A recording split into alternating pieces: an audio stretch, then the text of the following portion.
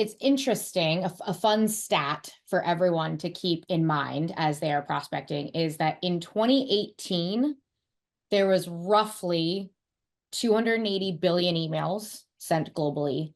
And it's expected that by 2027, there will be roughly 408 billion emails, which is roughly a 45% increase over 10 years, right?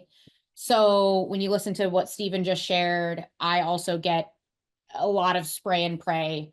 It is much, much harder to reach folks by email, especially if the email is not hyper personalized. So I remember back in 2016, 2017, I think this is probably like at the height of sort of sales engagement platforms really starting to proliferate and, become the norm.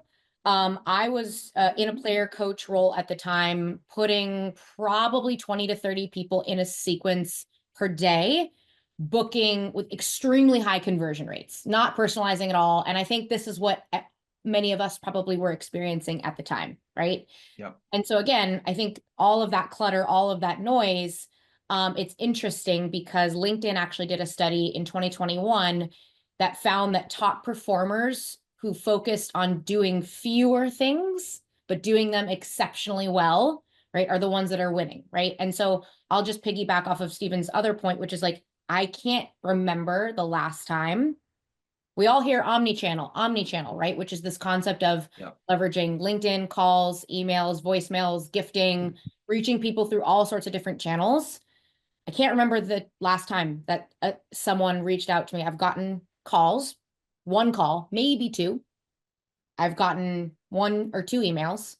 Can't tell you the last time I got an email, a phone call, and a LinkedIn message that was personalized and relevant to some of the initiatives that I'm focused on. So that's where, again, I think what's happening still in the sales ecosystem is this concept of activity, 10 or 20 people in a sequence per day, generalized messaging, and there's just not enough steps in those sequences.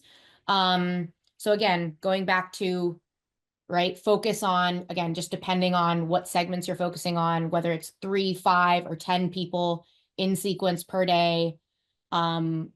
This wasn't planned, by the way, but we are also very happy customers of ZoomInfo. We use a lot of those capabilities that are a really integral part of our prospecting strategy and personalization strategy. But those are just some of the high level trends that I've been seeing.